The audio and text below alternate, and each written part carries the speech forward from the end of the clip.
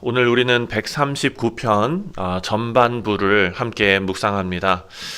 우리 삶이 너무 복잡하고 또 나의 감정이나 또 나의 모습이 참 복잡하기 때문에 가끔 우스갯소리로 이런 말도 합니다. 나도 나를 모르겠다. 나도 나를 모르겠다.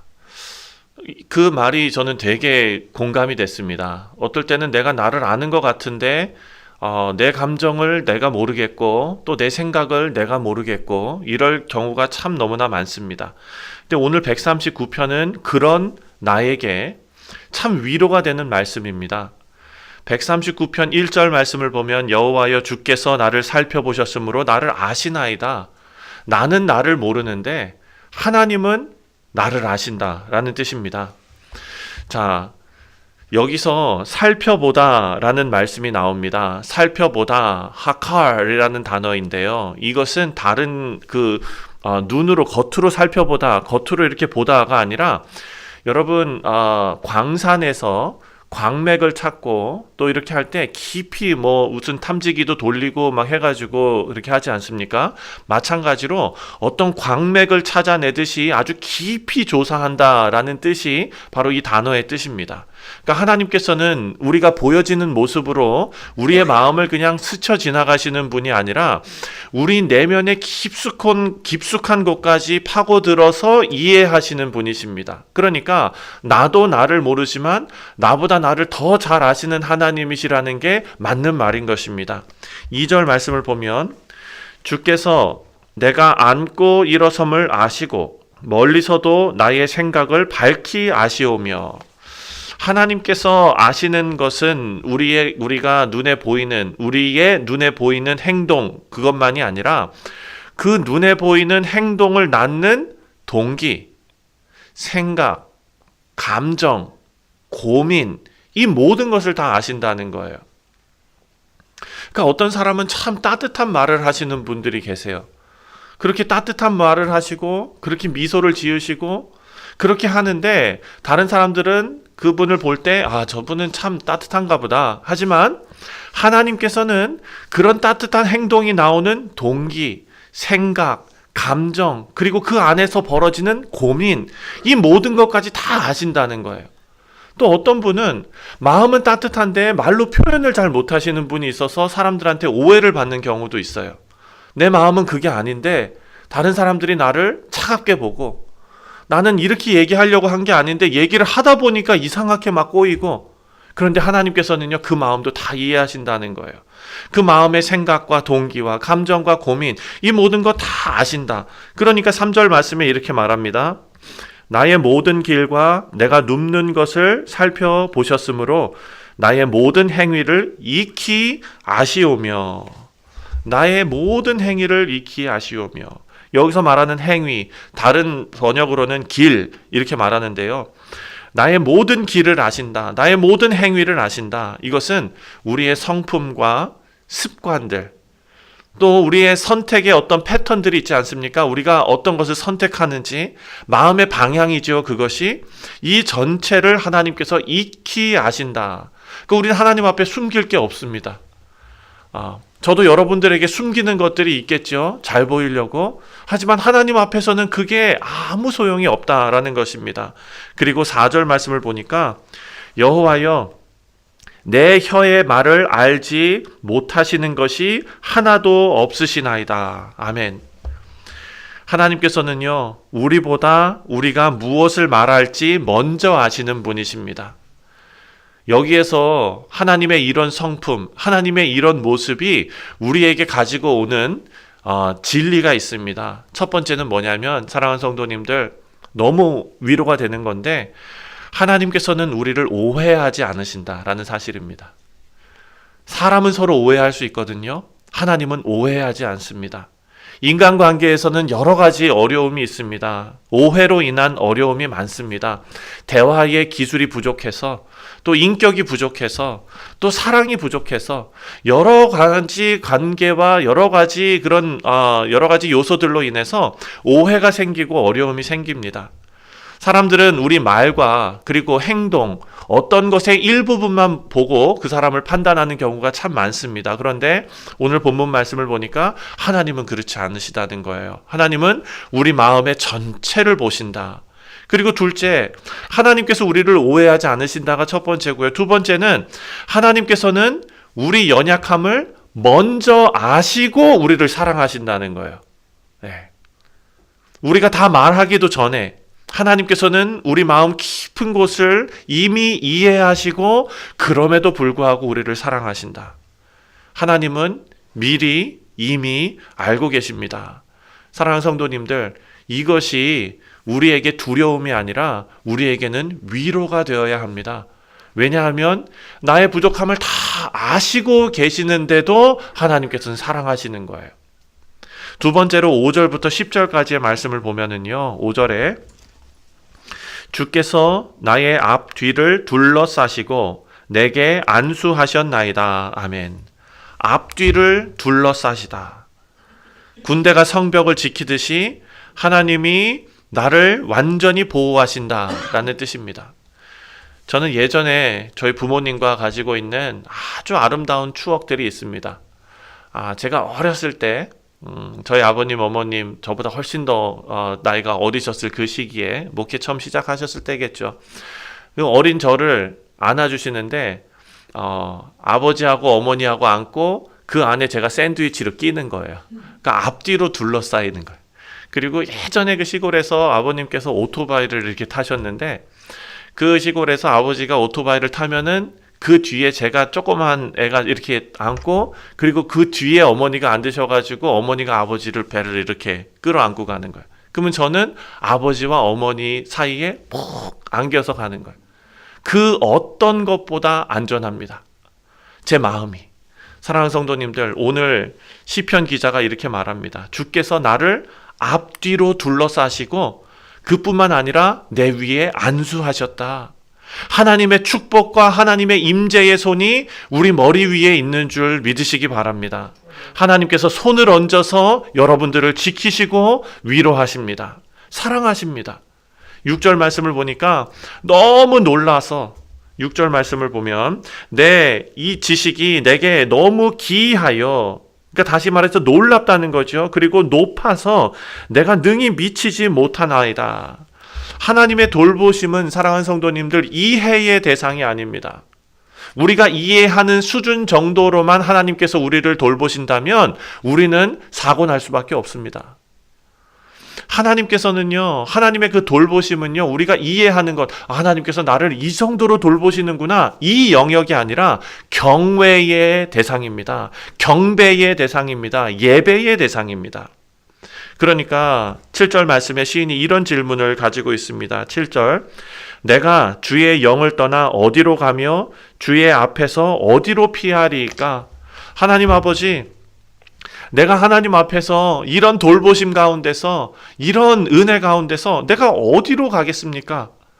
하나님을 피할 수 없다라는 고백이면서도 표면적으로 보면 이 말씀을 다시 생각해 보면 하나님께서 나를 절대로 포기하지 않으신다라는 고백입니다. 하나님, 내가 하나님 피해서 어디로 도망가겠습니까? 라는 말을 잘 생각해 보세요.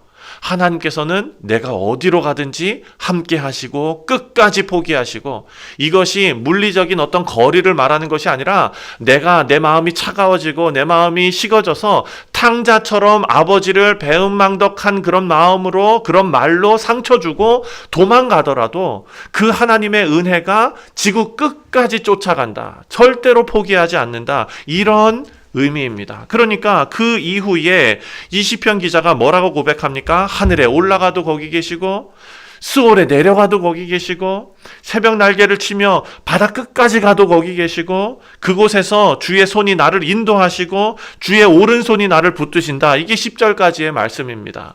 우리 사랑하는 성도님들, 하나님께서는 우리가 아무리 도망쳐도 우리를 붙드시고, 하나님께서는 우리가 너무나 창피한, 너무나 추한 그런 낮은 곳까지 나락으로 떨어지더라도 거기까지 오신다는 거예요. 제가 어떤 책을 읽고 또 어떤 강연을 들으면서 그 세큘러 강사죠. 그분이 부모의 사랑에 대해서 이렇게 얘기하더라고요. 아들이, 제가 예전에도 한번 얘기한 것 같은데, 아들이 맨날 집에 늦게 들어오고 속썩이고 그래가지고 방에 들어갔더니 방이 엉망진창이고, 그래가지고 이 아들을 내가 밥이라도 잘 먹여야 되겠다. 그래가지고 너 밤늦게 들어와도 괜찮으니까 내가 밥 해줄게. 근데 밤에 진짜 새벽 넘게 계속 들어오는 거예요. 그때 불을 켜고 삼겹살을 구워주었대요. 왜냐면은 저녁 만찬을 차려줘야 되는데 깜깜한 데서 주면 안 되니까 집안에 불을 다 켜고 삼겹살을 구워서 애를 먹여주는데, 애가 밥을 먹다가 남편이 나온 거예요. 그러면서 여기서 뭐 하는 거야 새벽에 소리를 지르니까 들어가가지고, 당신은 이 아이가 나쁜 아이로 보여? 나는 이 아이가 아픈 아이로 보여. 그러면서 한 번만 더 내가 이 아이 밥 먹이는데 뭐라고 하면 내가 너를 굶긴다. 그랬대요. 웃자고 그냥 이렇게 뭐 농담하셨겠지만 어쨌든 그 사랑. 그런데 그 강사가 뭐라고 얘기하냐면, 우리는요, 이 정말 마음이 무너져서 지하 5층, 지하 10층으로 떨어져 있는 사람들에게 우리는 이 사람을 어떻게 하냐면 지상 1층에서 거기서 뭐 하고 있어? 빨리 올라와, 빨리 올라와, 이렇게 한다는 거예요. 그게 인간의 사랑이라는 거죠. 근데 부모의 사랑과 닮아 있는 하나님의 사랑은 지하 10층에 떨어져 있으면 지하 11층으로 내려가서 거기서 받쳐 올려주신다는 거예요. 그러니까 오늘 이 시편 저자가 이 이야기를 하는 거 아닙니까? 내가 범죄하여 지옥의 끝까지 떨어지고 스올의 저 밑은 곳까지 내려오는데, 그곳을 누가 내려오셨어요? 우리 주 예수 그리스도께서 내려오셨어요. 우리 발밑으로 들어가셨어요. 십자가를 짊어지시듯이 우리를 짊어지시고 우리를 저 영광스러운 자리로 하나님께서 끌어올려 주십니다. 우리 성도들은 하나님께 가까이 가는 사람만이 아니라 도망갈 때조차, 나락으로 떨어졌을 때조차 붙들리는 사람임을 여러분 믿으시기 바랍니다. 마지막으로 11절과 12절 말씀을 보면, 11절에 내가 혹시 말하기를 흑암이 반드시 나를 덮고 나를 두른 빛이 밤이 되리라 할지라도. 무슨 말이냐면, 내 마음이 너무 어둡고 하나님도 이해하지 못할 정도로 내 죄가 너무 깊다, 이 상처가 너무 오래됐다 라고 생각되는 사람도 있다는 거죠. 시인도 그럴 수 있습니다. 사실 다윗의 인생을 보면 상처가 참 많을 것 같아요. 그렇죠? 막내로 자라면서 형들한테 얼마나 치였을까라는 생각도 들고, 또 그 오랜 시간 동안에 얼마나 많은 배신을 당했고 또 얼마나 많은 위협을 당했습니까? 사람이 자라오면서 참 많은 상처가 있었겠다. 그런데 여기서도 그렇게 고백하는 것 같습니다.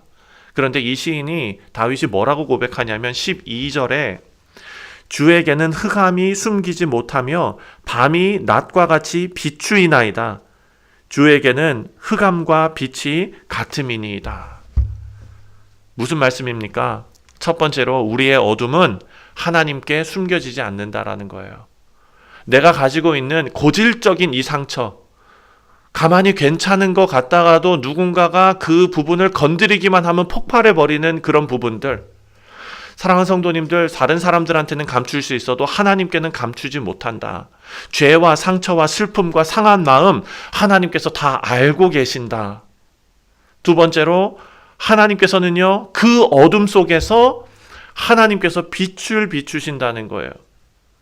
이 어려움과 이 죄와 상처와 슬픔과 이 모든 것을 가져가서 해결받을 것은 다른 데가 아니라, 사랑하는 성도님들, 집안에 쿰쿰하게 그 냄새나고 곰팡이 피었을 때 우리는 문을 활짝 열고 햇빛이 거기 비치게 하지 않습니까?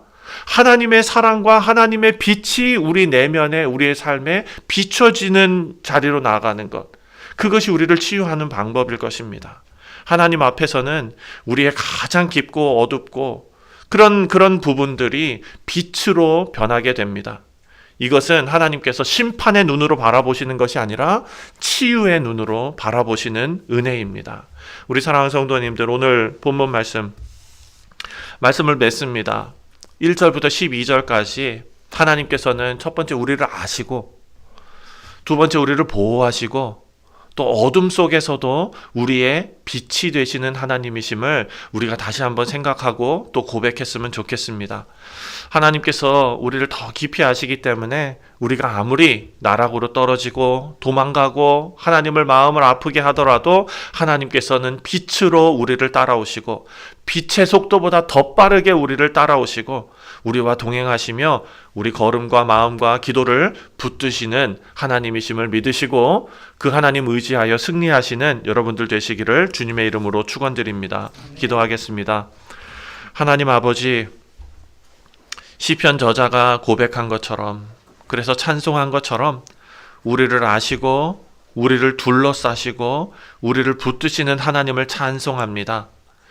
우리의 상처와 어둠과 숨길 수 없는 그 모든 것도 하나님께서는 숨길 수 없는 빛으로 우리의 영혼을 비추시는 줄 믿습니다. 아버지, 우리가 도망하는 자리에 있습니까? 하나님, 우리가 낙심하는 자리에 있습니까? 오늘 하나님께서 붙들어 주시는 은혜를 경험케 하여 주옵소서. 감사드리오며 예수님의 이름으로 기도하옵나이다. 아멘. 하늘에 계신 우리 아버지여,